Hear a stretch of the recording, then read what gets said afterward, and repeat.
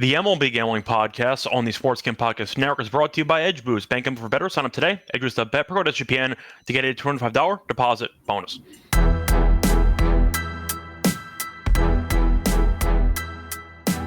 And welcome, everybody, to the MLB Gambling Podcast here on the SportsGaming Podcast Network. It is currently Thursday afternoon, May 22nd, around 5 p.m. Eastern Time.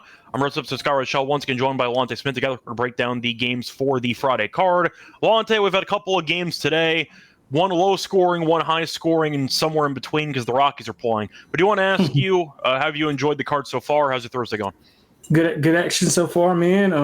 I had the Yankees and I have the Yankees and the Philly in a little 2-game parlay to kick off the Thursday, and hopefully that wins. If we can carry that over into the card tomorrow and maybe some NBA action tonight. So hopefully the Phillies can hold on and we can get some winners today.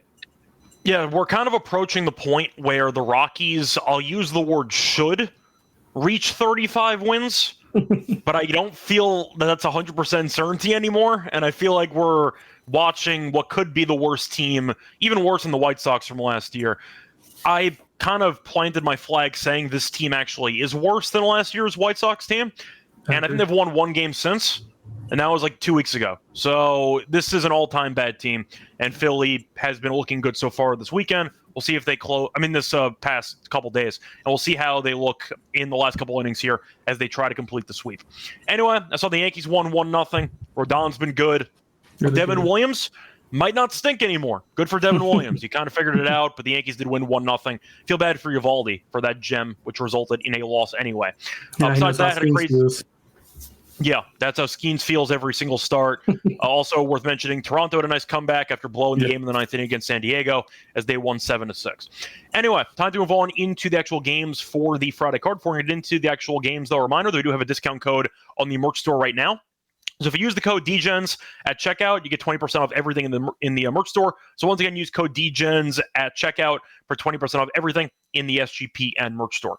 Moving on to the actual games for the Friday card, starting off with the first game between the Cubs and the Reds. This is going to be a pretty interesting game taking place at around 6:40. We do have a doubleheader technically, so I'll get back to the Red Sox game in a second. But either way, the Cubs and the Reds are going to be facing off. The Reds are minus 105. Cubs are minus 115. You have Boyd against Green. Green's coming back off the IL. Have not seen him for a while, but hopefully he pitches well in his first start back. For the actual over-under in this game, I see it being set at 8.5. Now, the Reds have been quite streaky all season long, and they lost a series to Pittsburgh somehow. The Cubs, though, had a pretty weird series against Miami where the bullpen fell apart. They ended up salvaging the final game, but it could have been a much better series than it was. But either way, I'll ask you for this game. Cubs are definitely the better team, but we know Green's the better pitcher when healthy.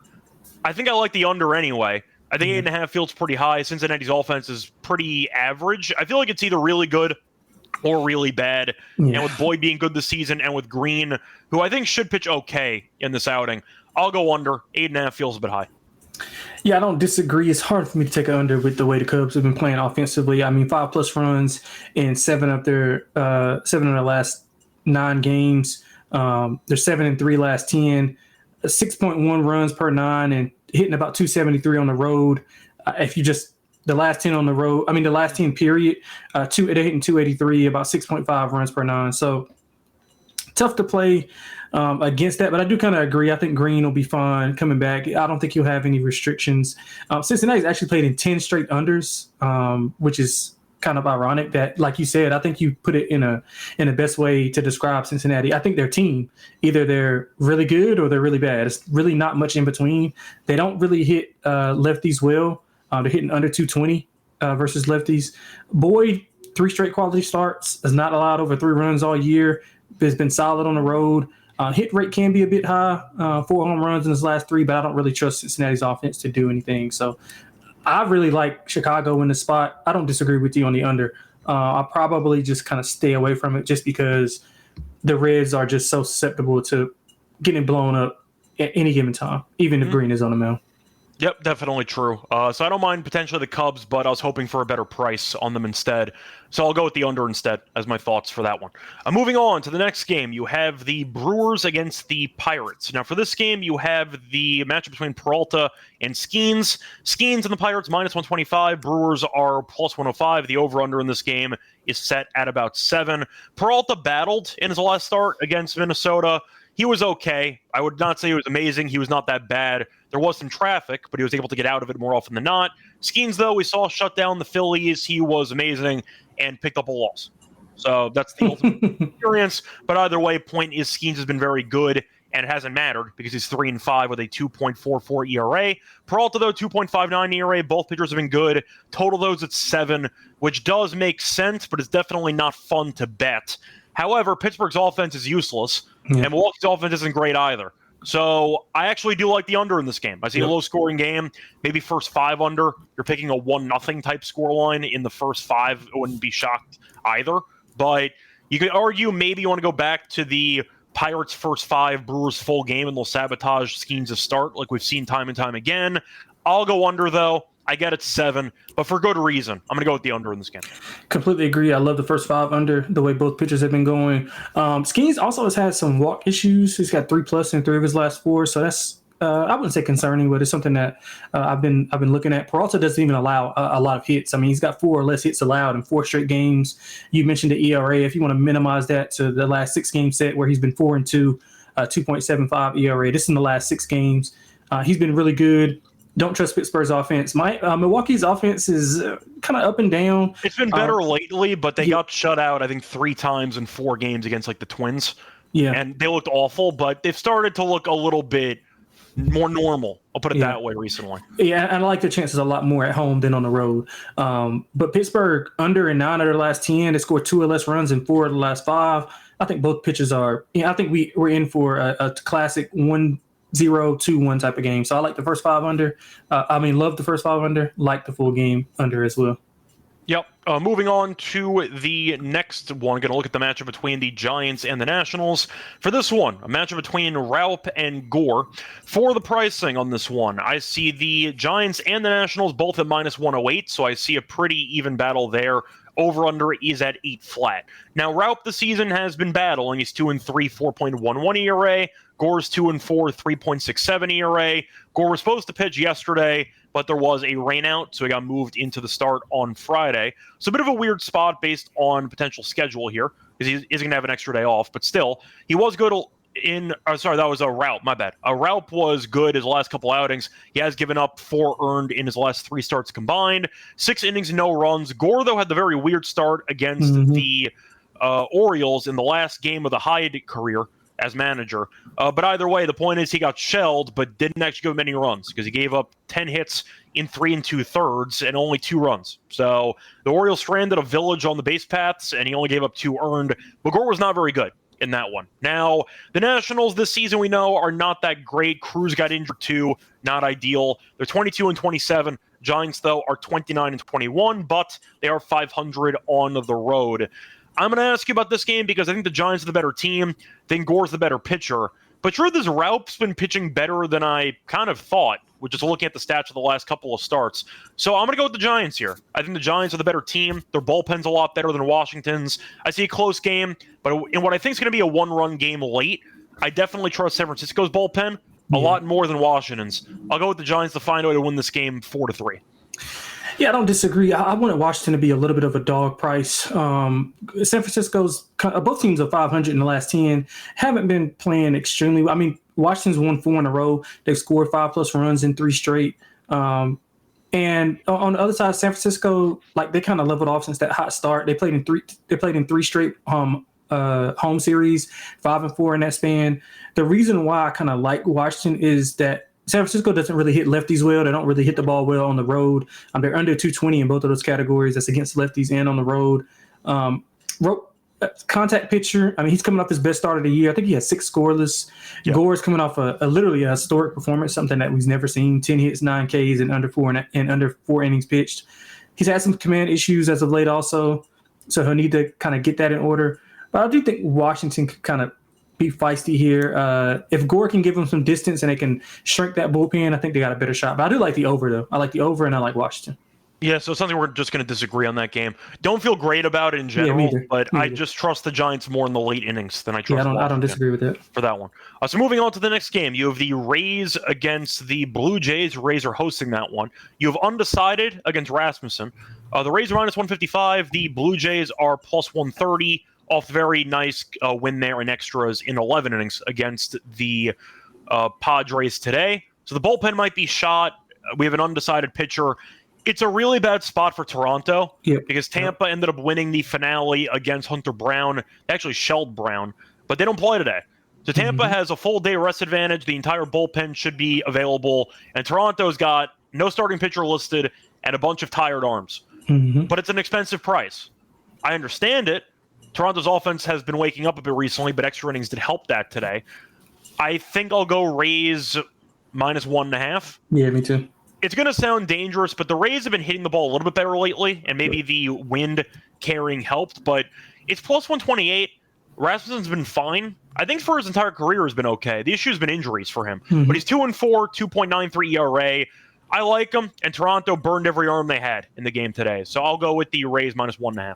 Yeah, I agree with that. Also, everything you said, just the spot-wise, Tampa with the extra rest, and they've actually had success against Toronto. They've won 7 of the last 10. They took 2 of 3 last week. They outscored them 20-15 in that.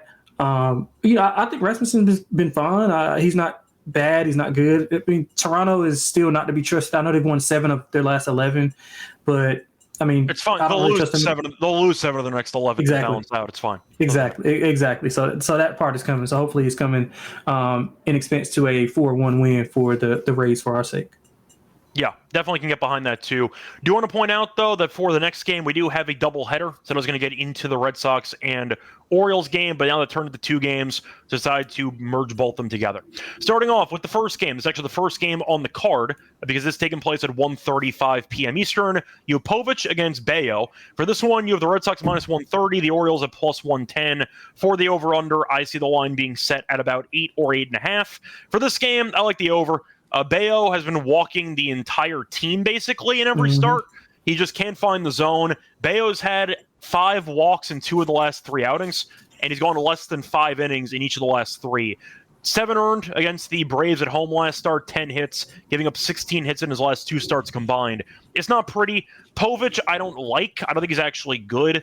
He was decent last start against Washington, but I do think at the end of the day, he's not exactly a pitcher that I'm thrilled with, and I do think that he's a guy who can struggle in Fenway, especially with the Green Monster. Been better on the road, I'll admit it, but I like the over in this game. The side's tricky because Baltimore sucks, but I'm not sold on Bayo either, and Boston has not been that good recently. Did beat the Mets, though, in a series, so a nice job by them there, but the Mets are also slumping. So I'll go with the over instead. 8 feels too short. I don't trust either pitcher. Yeah, I like the over as well, but I think Boston is going to get back on their feet here. They're 4-6 last 10. They had a rough schedule this month, and we know Baltimore's coming in losing 8 of 10. I don't really like the pitching rotation. How can you? Boston's also had success earlier in the season against them. They took 2 of 3 in Baltimore in early April. Bayo, like you said, he's kind of like, it's hard for me to figure him out. Like when he's good, he's good. When he's not, like it's just like really bad. But that's another reason why I like the over as well. I think Boston will be able to stretch their legs here and have a good series. I think they win both of these games tomorrow.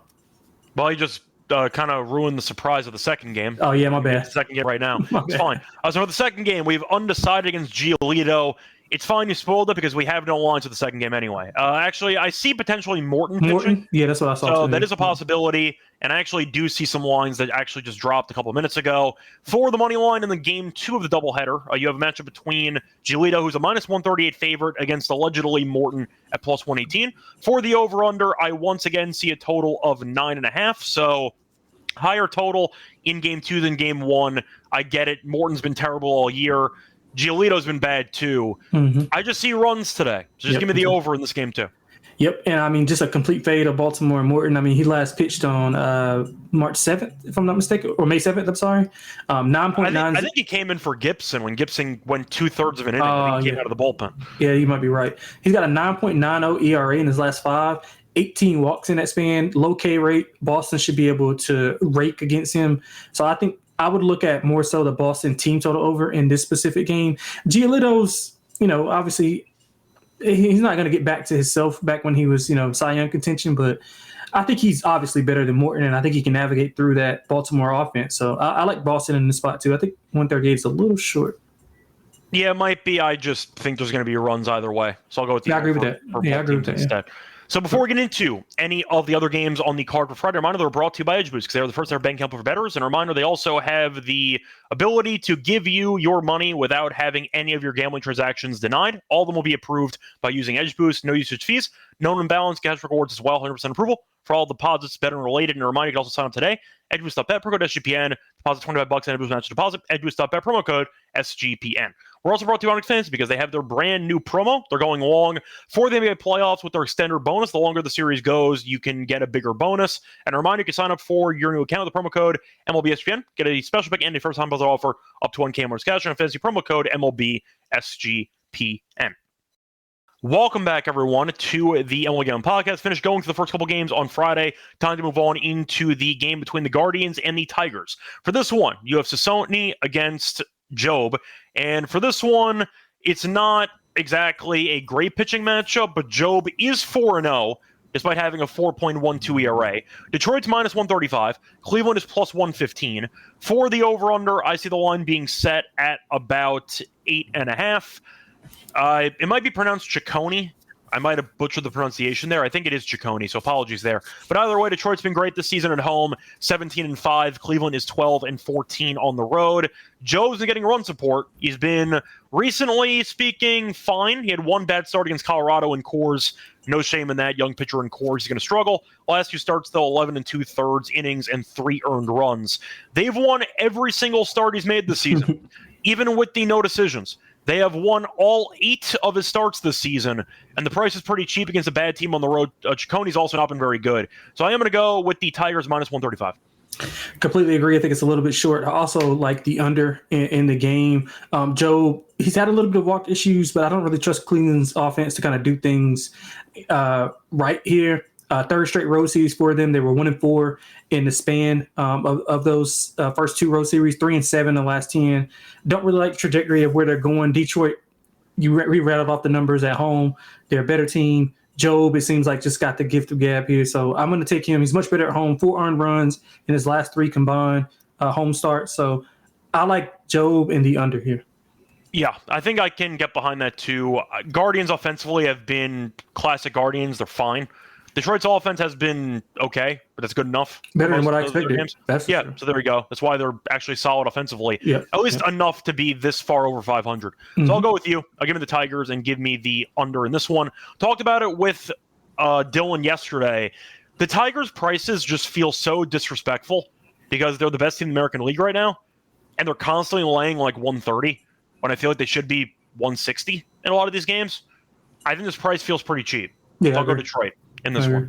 Moving on to the next game, you have what is probably the series of the weekend. You have the Dodgers against the Mets. You have Kershaw pitching, second start of the season against Canning. Mets minus 105, Dodgers minus 115. For the over-under in this game, I see the line being set at about 8.5, give or take. Kershaw made 1 outing. He was not good at all, as the Angels shelled him, gave up 5 runs and a home run in 4 innings. 5 hits, 3 walks, 2 strikeouts, not good. But first start makes sense. We'll see if he can bounce back in this one. Mets, though, have been struggling a bit recently. Did win the finale against Boston, but they lost the series. They're still 30-20. They are 17-5 at home. Canning, though, has been great. 5-1, 2.47 ERA. Dodgers also not been very good lately. Just going through the actual pitching numbers for them, it is not ideal. Did win the last 2 games, though, against Arizona. Had a nice extra innings comeback win there in the game on Tuesday. But they've still lost 4 of their last 6. Pitching's been up and down, but they did win the last 2 games. And we know that they will probably bounce back and have a nice, solid, I'd say, winning streak here, at least to, I'd say, avenge the losses they actually had to get back on track. But either way, point is, Kershaw I don't trust at all. Canning I actually like, but maybe he struggles in this one. Thought about the over. Maybe just Mets team total over, but they've not been hitting well. I just really don't trust Kershaw at all. I think Kershaw's going to struggle, so I don't mind Kershaw over earned runs. Yeah, I'm going to take the Mets here. They bet into this. This was like plus 105 a little bit earlier when I was looking at the line. So some money coming in. I completely agree with it. I know the Mets have struggled as of late, but at home, they're a totally different team. You talked about the home record. They hit better at home. I like Canning. I mean, 1 earned run or less in 5 of his last 6. His hit rate has been high at times, so that's kind of that's got me worried a little bit because the one thing that's been somewhat consistent has been the Dodgers offense, of course. But he has not allowed more than 1 earned run at home in 3 straight starts. I think the Mets are the side here. Don't really trust Kershaw. I think he's going to need about a month or 2 to kind of get on his feet and get better. The starting pitching for the Dodgers on the road, their ERA is over 4. So I trust the Mets to kind of get it done offensively. I trust Canning to be better than Kershaw here to get the win. So I like the Mets at home. Yeah, the one problem you have with Canning is that he does tend to burn through his pitch count pretty quickly. Yeah. So the length is not always there, but the Mets have a good bullpen. And the Dodgers actually don't. I don't really like their bullpen that much. So I think the Mets are in a good spot here. They might lose the series. We'll see what happens. Bit of revenge for the NLCS last year. But I just don't think Kershaw's that good right now. So I'll fade him in the spot. Moving on to the next game, you have the Padres against the Braves. For this one, we know both teams have not been that good lately. San Diego can't buy a win right now. They've been a mess. And the Braves are 500. Again, they just keep bouncing around. They're like coincidentally, they're like the Atlanta Hawks. Bouncing around 500. That's how they're going to go about it, but it's just how it goes. But you have Sale against Pivetta. Sale was supposed to go yesterday. Game got rained out. Or I mean today, and the game got rained out. Pivetta, those 5-2, 2.86 ERA. San Diego, though, has lost 6 straight. Yeah, remember when they were in first place for 2 days? That was fun. Now they're in 3rd place. So there you go. For this one, though, Sale is, of course, pitching very well lately. That has been good this season. For the money line here, Atlanta is about – actually, I don't see any lines for this game. So apologies there. Don't have any lines posted. Atlanta will be favored because Sale is pitching. Probably shouldn't be that expensive because Pivetta has been good this season. Pivetta actually has allowed less than 3 earned in 2 of his last 3. But I will point out that he has been a lot worse on the road. Pivetta does have a 1.44 ERA at Petco and a 5.21 ERA everywhere else. So I think it is definitely worth mentioning. Pivetta has been a pretty alarming home road splits guy. I'm taking Atlanta. Yes, this team constantly bounces around 500, but San Diego forgot to play baseball. So give me the Braves potentially winning the game depending on the price. But if they cover the run line, I wouldn't be shocked. San Diego's offense has been a mess. I don't mind San Diego, maybe team total under in this game. Yeah, I completely agree. I mean, Sale's been a lot better. The Padres, before today's game, they scored 3 combined runs in their last, 5 games? I think that's what it was. Yeah. And today was cheating because they had 2 entering the 9th. Right. 2-run homer, and then they scored a couple in extras. They only had 2 runs in the first 8 innings today. Right. Yeah, and I like Pivetta, but again, I think Atlanta, they're hard to figure out as well, man. But Sale's been pitching a lot better. He's got quality starts in 3 of his last 4, 2 or less in 6 straight. 1.72 ERA in his last 5. His swing and miss stuff he's been dialed in, 8+ Ks in 4 straight. So the way the offense is going for the Padres, I would be all over Atlanta as long as I would say under 150. I'll be on them pretty big. Yeah, I've mentioned this before, but I'll say it again. When it comes to teams on winning streaks or losing streaks, I am not going to bet against the streak because I feel like if you're assuming that some form of regression is due, or in this form, some progression is due for San Diego, and they lose the game after that, then what do? Sure. You run it back again because they're still due to win a game? I feel like it's a dangerous, slippery slope there. Yeah, I'll ride the hot hand and fade the cold hand. I'll fade San Diego. They can't hit right now. They've been a mess. I'll go with the Braves to get the job done with Sale pitching in this one. Moving on to the next game, you have the Rangers against the White Sox. The White Sox are also terrible as they are 15-35, but they're not the Rockies. So there's that in their back pocket. For the Rangers, also like the Braves, constantly around 500. They're 25-26. They are 8-16 on the road, though. You have Molly pitching, who's been amazing, 5-1 with a 1.47 ERA. You have Burke pitching for the White Sox, 2-5, 4.69 ERA. He was not good over the weekend against the Cubs. I would know because I faded him. Walked 5 guys. They stole about 5 bases. He's walked 5 guys in back-to-back starts. He has been not good. Now, the Rangers, I said before, 180. The over-under in this game is set at about 8 or 8.5. For the run line, if you want to go for the Rangers here, you can get Texas at about -1.5, -110. However, the Rangers really cannot hit. They've been really bad offensively recently. The hitting coach that got fired feels pretty good about it right now. It wasn't his fault, but they can't hit. So I do want to ask you for this one because Burke, I don't think is that good. Molly's been incredible, but the Rangers can't hit. So I guess I'm on the under by default at 8.5. Yep. I like the stolen bases for Texas because Burke cannot hold runners. I think Langford might steal a couple bases. That's my prop there. I don't mind a Langford stolen base. But give me the under here. Burke's not good, but Texas, I don't know if they're good enough to capitalize on it. And I think Molly shoves in the start. So give me the under 8.5. Yeah, I like the under as well. I mean, Burke hasn't been horrible. He's been okay, but again, like Texas offense, they got to do something to. I don't know if they got to bring a couple guys in or what, but they got to do something to fix their offense because their pitching staff has been elite. Man, Molly's been great, but I can't trust them offensively, so I'm just going to go with the under. I think if you don't really want to go with, like if you think maybe Burke gets into trouble with the stolen bases and that can lead to a couple of things, maybe you go team total under for the White Sox. But I prefer the full game under. I think we see maybe like a 4-1 type of game. I do want to point out, though, I said that Burke has some walk issues, and he does. But Texas does average the 3rd fewest walks per game. So they're kind of a free-swinging team, which can bode well for Burke in the start. I'll go with the under in that one. Moving on to the next game, you have the Royals against the Twins. So now for this game, you have Cameron, who's made 2 starts, and he's been really good. 0.71 ERA. Lopez, though, pitching for the Twins. 4-2, 2.4 ERA. The over-under in this game is set at about 7.5, and Minnesota is -160 on the money line. Kansas City is +135. Minnesota is 9 over at home, and the Royals are 3 under on the road. Cameron, though, a bit of an unknown, had 2 outings with about 2.5 weeks in between, and he's given up 1 run combined. So he's been really, really good. But I'll ask you, though, because Lopez, we know, has been a solid pitcher this season, too. At home, though, he's been worse on the road. But he has allowed less than 3 earned in 4 of the last 5 starts. I see a low-scoring game once again. I'll go under. Not going to reinvent it. I understand why Minnesota's favored. 160 is a bit much for me. Yeah. I'll pass. Give me a low-scoring 3-2 type game. I'll go with the under. Yeah, man, I completely agree. I like the first 5 under, full game under. I like Kansas City actually in the game. I mean, they're 7-3 versus Minnesota. I have to. That's a great price for Kansas City. Yeah, 7-3 versus Minnesota the last 10. So they've been doing a really good job. They took 3 or 4 in the April series. All of those games went under. I think they flew under. I think the most combined runs they had was maybe 6 or 7. And I think that mostly was by one team. So I like Cameron. He's been really impressive, although, short sample size, but he's been pretty good. He did have 5 walks in his first start, but he cleaned it up and with 0 in his second start. Minnesota struggles against lefties. They're hitting about 223 against them. I like Lopez. He's been pretty good as well. I mean, 2 or less in 6 of his last 7. It bodes well for the under. Low hit rate. I just think we see a classic 3-2 type of game, man, like you mentioned. So hopefully it's Kansas City just coming out with that 3-2 win. So I like the under, and I like the under, and I like Kansas City. Yeah, best price I found, by the way, on Kansas City right now is about I see about +140 on FanDuel. That's perfect. So there you go. Moving on to the next game, you have the Mariners against the Astros.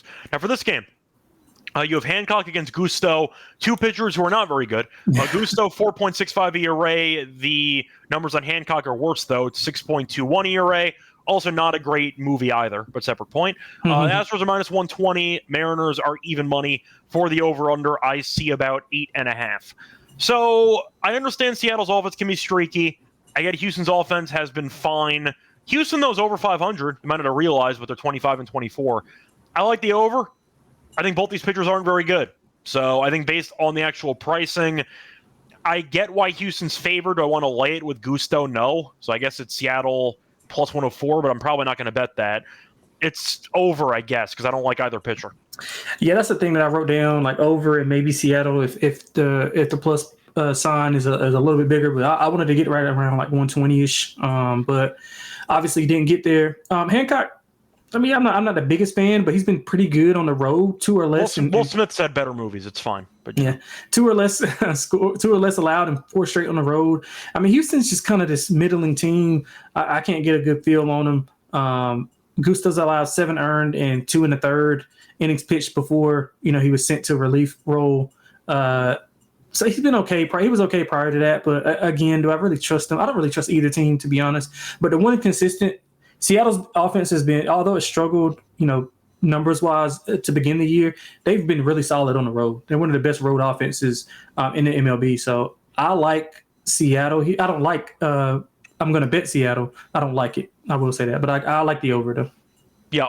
Moving on to the next game, you have the Diamondbacks against the Cardinals. Now, for this one, you have Gallen versus Mikolas in what feels like a bizarre world situation where Mikolas has been fine and Gallen's been terrible. But Arizona's minus 120. The Cardinals are even money. Cardinals, though, we know are great at home, 16-8 in Busch Stadium, and the Diamondbacks are actually a decent 13-11 on the road. Gallen, though, 5+ ERA. Damn, he's not been good, but he's been better on the road, 3.38 ERA. Last 2 starts, though, 10 2/3 innings, 18 hits allowed, 10 earned runs allowed. Gave up 4 home runs to the Rockies last start. So, ouch. That was also not in Coors, by the way. That was in Arizona. That's definitely not good. Mikolas, though, has been worse at home, 4.7 ERA, but he has allowed less than 3 earned in 4 of his last 5. He's actually been good, and the Cardinals have won 4 straight starts that he's made. So, based on the pricing here, I can't believe I'm saying it. Give me the Cardinals. Even money. Yeah, man. Like Mikolas has been decent. Gallen's been horrible. I got to go with the Cardinals. Yeah, I mean, especially at home. I mean, Cardinals in better form, 6-4 the last 10. They smash righties. They're hitting 275 versus righties. If you just minimize that down to the last 10, they're hitting about 340 against righties. So they're mashing the ball against righties. So I love the over. I don't really trust Arizona's bullpen. ERA over 5. So if Gallen does get into a little bit of trouble, like what happens in that scenario? And I think St. Louis at home will be able to get to them. Gallen's had some walk issues along with those other issues that you laid out, 2+ walks in 8 straight, 3+ in 4 of those. So like he's had some real command issues. And then to just counterpoint with the over. Now, Arizona does hit the ball pretty well. I mean, they hit righties pretty well. But again, I like Mikolas in this spot. 1 earned run or less in 4 of his last 5. He is slightly better on the road than at home, but this is a good spot for him. 3-0, 1.3 ERA, 1.30 ERA in his last 5 starts. He's been efficient. I like St. Louis at this price. I like the over as well. Yeah, I think that the Cardinals should do pretty well against him in the spot. Moving on to the Yankees against the Rockies. The Yankees better win this damn series. I'll tell you that much. They better sweep this damn series. You have Schmidt against Dollinger. Schmidt 1-1, 4.41 ERA. Been very good lately, though. Yeah. Last 2 starts, or I should say he's allowed less than 3 earned in 3 of the last 4. Consistently going 6 innings, so he's been pretty solid. Dollinger, though, has been in class Rockies starting pitching fashion not good. 2-5, 6.28 ERA. Let me actually see. I see that he's listed as day-to-day. Did he get injured? Sorry, trying to see if anything. Yeah, I didn't see anything listed on him. I don't know, but ESPN lies about half their stuff anyway. He's on the injured list. He got put on the injured list today. So they're calling up Juan Mejia, who I feel bad for that guy. He's a pitcher. He might start in this one, but yeah, ESPN, by the way, if you want updated actual numbers and pitchers, don't use ESPN. It sucks. Just a spoiler there. But either way, Dollinger's not pitching for this one. Might be the new guy. They might be using Mejia. Either way, the Yankees won 1-0. They're 30-19, first place by a pretty decent amount in the AL East. Colorado is now 8-22. The worst 50-game start in modern MLB history. Congratulations, guys. You guys did it. 8 wins in 50 games. It's impressive. You're on pace for about 26. Congratulations for the entire season. Yeah, give me the Yankees. For the actual pricing, I don't see anything because the Yankees finished their game. Rockies just played their game, and we don't know who's pitching officially for Colorado. It's tough to find value because the Phillies minus 1.5 today. It was like minus 180. And, of course, they covered it, but it doesn't matter. What do you like? Because I don't really know how to bet this besides picking the Rockies to be terrible. Man, I just bet the team total over and bet the pitcher to win. Anytime I want to fade the Rockies because obviously the price is going to be out of this world. So I just bet the team total over and I bet the pitcher to win the game. And I parlay those together and get a nice price and call it a night. And that's exactly what I'll do here. I'll bet the team total over, all overs, maybe some hitting props for all these guys, especially if it's a young guy making his first start in Yankee Stadium. Oh God, they're gonna. It's on Yankee Stadium. It's in Coors. Oh yeah, I'm sorry. That's even worse. Yeah, I do want to point out, by the way, I'll make a comp here. Do you remember in college basketball every year? I'm sure you do because they're still terrible. Mississippi Valley State. Yeah, absolutely. Delta. You know how they're like the worst team every single year, and you fade them and you automatically make money. Yeah. So in previous years, they were really bad, and they played up tempo. So at least they were fun while they were getting blown out by 60. This past year, they played very slow and still got their asses kicked, but you couldn't even bet totals anymore because they couldn't score more than 50 points in a game. Yeah. That's the Rockies this year. At least when they were bad, you'd get a bunch of like 20-run games. They would score 10, give up 15, have some fun with it. The Rockies can't even hit anymore. They're just painful to watch. It's actually a shame because at least when they had Blackman, they had a couple of guys there. They could score some runs. They can't even score runs now. You're looking up and it's 8-0 in the 7th inning in Coors. Ranger Suarez gave up no runs today in 8 innings. Like, what are we doing here? The Rockies can't hit. They're a painful team. Give me the Yankees minus 1.5 or whatever it is for this one. Moving on to the next game, second to last game on the card, you have the Marlins against the Angels. You have Alcantara, who's against Kikuchi. Kikuchi is 0-4, 3.5 ERA. Feel bad for him. He should have gotten a win last start, and the Angels' bullpen blew, but they won the game anyway. Angels, though, despite not getting Kikuchi a win, are 3-0 in his last 3 starts. And you're looking at Kikuchi, who's been pretty good this season, at least based on recent numbers. On the road, though, has been worse. He has a 4.3 ERA, but once again, better lately. For the numbers on, once again, Alcantara, you don't want to know. 7.99 ERA. Kikuchi, though, I said before, is bad on the road. I actually forgot to mention is a home game for the Angels. Yep. So Kikuchi at home, just to actually look back, 1.65 ERA. So he's been good at home. For Alcantara, 7.99 ERA. He can't hold the runners. He can't get out of innings. He's given up at least 4 earned in 4 straight starts. ERA on the road, 14.81. He's made 3 starts on the road, 10 1/3. He's walked 10 guys, giving up 18 hits, 17 earned. So he's been really bad. For the pricing, the Angels are minus 145, give or take. You have the Marlins at plus 122. For the over-under, I see 8.5. Angels, I see right now are losing. They were on a winning streak. We'll see if they come back in the 7th inning here against the A's, but they're right now better than Miami. Miami had a good series against the Cubs, courtesy of some bullpen blowups, but still, I got to go Angels. Give me first 5 minus half a run. Alcantara used to be great. I get it, but damn, he's been terrible. Give me Kikuchi, who's in good form recently, in the first 5 minus half a run. Yeah, man, Kikuchi deserves better. But the Angels been playing better as of late. 7-3 last 10, 6 straight wins. Their offense has been really good, 6+ runs in 5 of those games. All of those have been on the road. So again, Alcantara coming in, his hit rate's up, K rate's down, 17 earned in his last 3 road starts. I think the Angels get it done. 140 was kind of like my breaking point, but I'll still lay it here, and I like the over as well. I think both teams will be able to score. I think Alcantara's given up 4 earned, 4+ and 4 straight. Yeah, I think we see a ton of runs here. So let's go over, and I'll take Kikuchi to get his first win. Yeah, for the prop, give me Joe Adell stolen base. I'll get weird with it. They're going to steal a bunch of bases. I mean, it's how Alcantara rolls. So give me the stolen bases here for multiple Angels players. Moving on to the last game, the Phillies fresh off of the 2-0 win against the Rockies on Thursday. For this one, they are going to be traveling to take on the A's. A's are playing right now. They're winning. We'll see if they close it out, but who knows.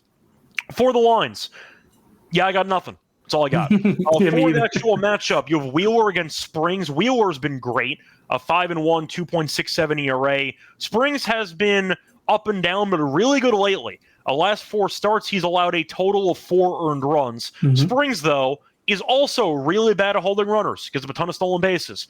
Give me Trey Turner, stolen base. Give me a bunch of guys stolen bases. Phillies, though, swept the Rockies. Good for them. Did what they had to do. Harper's been waking up again. Schwarber's been solid. Turner's been good. Main guys are cooking.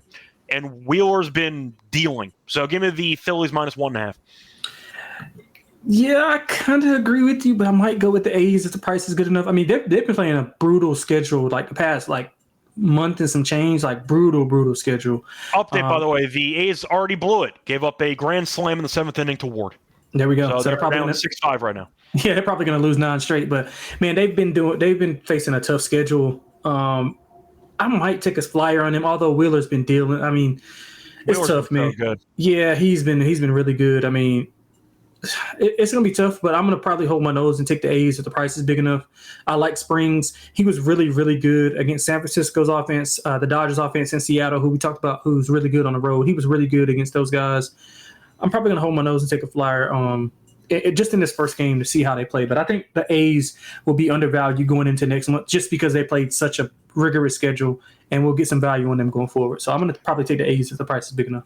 Yeah, I mentioned streaks before, though. They're about to lose 9 in a row. The bullpen's bad. Springs can't hold runners. Philly's been good lately, and Wheeler's been great. So based on that, I'll keep fading the team that's in free fall. Give me the Phillies minus 1.5 for this one. That's going to wrap it up, though, for the games on the card for Friday. Time to move on into the lock and dog plays. For that, the reminder, they're brought to you by Rhythm because they're the home of bet picks and props. Available for the NBA playoffs, for the NHL playoffs, for golf, for baseball, for WNBA as well. Sign up for the free trial. They have a week free trial, so you can give it a shot. Also, some discount codes, 20% off the monthly subscription with promo code SGPN25, 50% off the annual subscription with promo code SGPN50. That's Rhythm, promo code SGPN25 or SGPN50. Sign up for the free trial by going to sportsgamble.com/RITHMM. We're also brought to you by Circle Ultimate Fantasy Football Giveaway because they're having a great giveaway for a 12-person league to draft in Vegas and be treated like VIPs for your stay. We're going to get a 2-night stay at Circle Resort for the entire 12-person league. Have your draft at the Cabana at Stadium Swim with a $5,000 food and beverage credit. Limited transportation as well, too, from the airport. Welcome party at Legacy Club 2. Much more included in the package, but a 2-hour open bar package for the league at Overhang Bar as well. A reminder, though, you can also enter the contest from May 5th to June 30th. Enter at sportsgamble.com/circa, sportsgamble.com/CIRCA.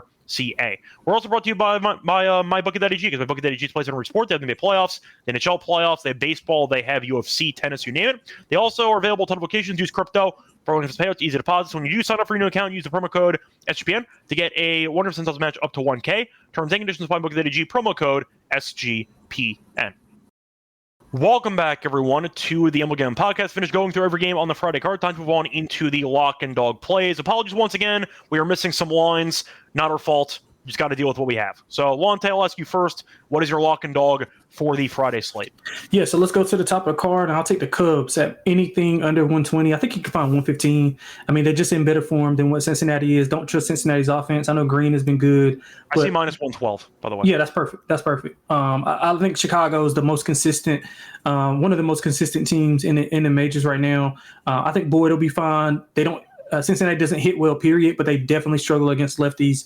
His hit rate's been a bit high, but I don't think Cincinnati will be able to take advantage of that. So let's take the Cubs. I think they score 6 or 7 runs here and get the job done in a pretty convincing way. So I like Chicago in Cincinnati tomorrow.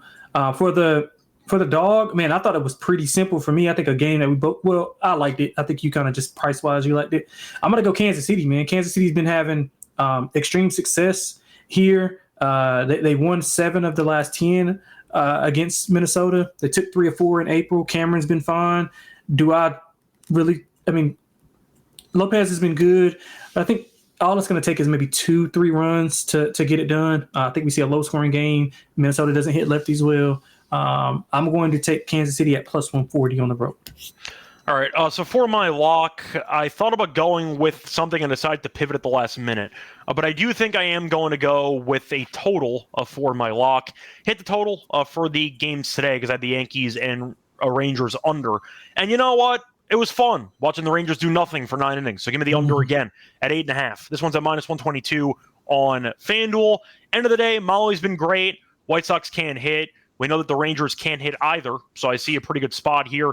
Burke is not very good, but I think he can battle. And 8.5 when Molly's been shoving, I think is a great overall spot. There's a chance the White Sox score 1 or 2 in the entire game, and the Rangers actually score like 7 or not 7, score 6, and I still win. It's a couple of scripts there, but I'll go with Molly once again. Total's way too high for a Rangers team that can't hit. So give me the under 8.5 as my lock for the show. For the dog, I think I am going to go with a run line, actually. You know what? I like the price too much. Give me the Tigers, minus 1.5 at plus 150. Job's been fine, but they win all of his starts. They're 8-0 with him starting the season.